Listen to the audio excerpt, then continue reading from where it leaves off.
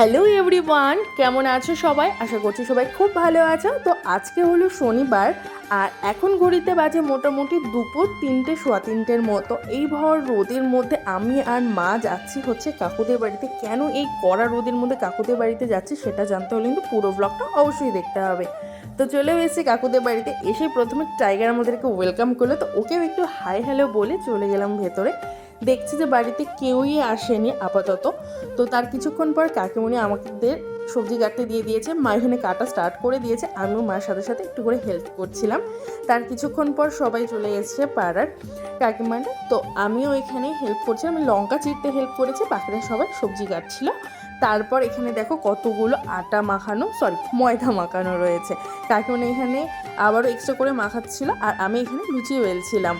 তো আশা করছি বুঝতে পেরে গেছো কি হবে না হবে। যদি বুঝতে না পারো তো তাহলে তো পুরো ব্লগটা তো দেখতে বললে আমি অবশ্যই।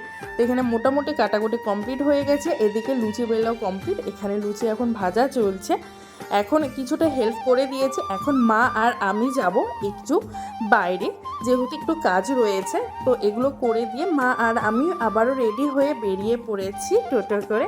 এই যে মা আর আমি। তো আমার কিছু ক্লায়েন্টসদের অর্ডার ছিল, সেগুলো ডেলিভার করা ছিল হ্যান্ড টু হ্যান্ড দেওয়ার জন্য। তো সেগুলো দেওয়া কমপ্লিট হয়ে গেল।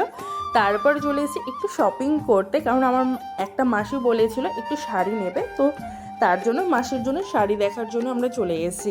আর ফার্স্টে এই পার্পল কালারের শাড়িটা এত ভালো লাগছিল, মারও ভীষণ পছন্দ হয়েছে, আমারও ভীষণ পছন্দ হয়েছে। তো এই শাড়িটাই মাসির জন্য না হলে আরেকটা শাড়ি, ওই যে মার হাতে গ্রিন কালার দেখছো, গ্রিন কালার শাড়িটাও না হয়েছে। তারপর মা আর আমি শপিং করে বেরিয়ে গেলাম। তো তখন সন্ধ্যা হয়ে গেছিলো। তো বাইরে যখন বেরিয়েছি, শপিং যখন হলো, তো একটু খাইতে না হলে কি চলে। তো আজ যেহেতু শনিবার নিরামিষ, তো তার জন্য ভেজ মোমো আর গরম গরম বাদাম ভাজা খেয়ে বাড়ি চলে এলাম। এসে আবার কাকিমুনিদের বাড়িতে চলে এসেছি। এসেই দেখছি যে এখানে কীর্তন স্টার্ট হয়ে গেছে। এবার নিশ্চয়ই তোমরা গেস করতে পারছো যে এই লুচি, এই সবজি, এসব কেন তৈরি করা হচ্ছিল। একদমই ঠিক ধরেছো। এখন চলছে বৈশাখ মাস, আর এই সারা বৈশাখ মাস জুড়ে আমাদের পাড়ায় হয় নগর কীর্তন।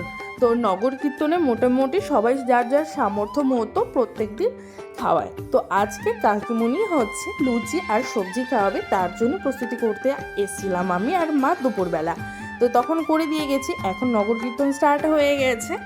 তো কীর্তনের পর এখন সবাইকে খেতে দেওয়া হবে। এখানে যেহেতু লাইট ছিল না, তো ফোনের ফ্ল্যাশে যতটুকু পসিবল হয়েছে একটু দেখিয়েছি তোমাদের জন্য।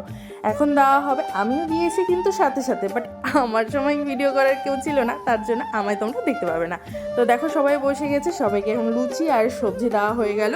তারপর সেখান থেকে চলে এসেছে আমাদের বাড়িতে।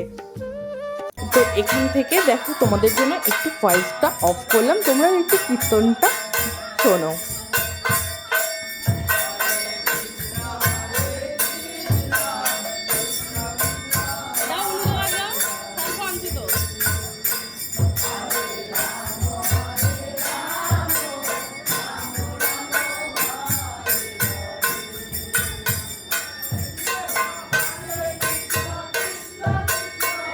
তোমাদের ওখানে কোথায় কোথায় এমন নগর কীর্তন হয় সেটা কিন্তু অবশ্যই কমেন্ট করে জানাতে ভুলো না। আর অবশ্যই কিন্তু কমেন্টে হরে কৃষ্ণ বা রাধে কৃষ্ণ কমেন্ট করে জানাতে ভুলো না। দেখা হচ্ছে অন্য ভিডিওতে। টাটা।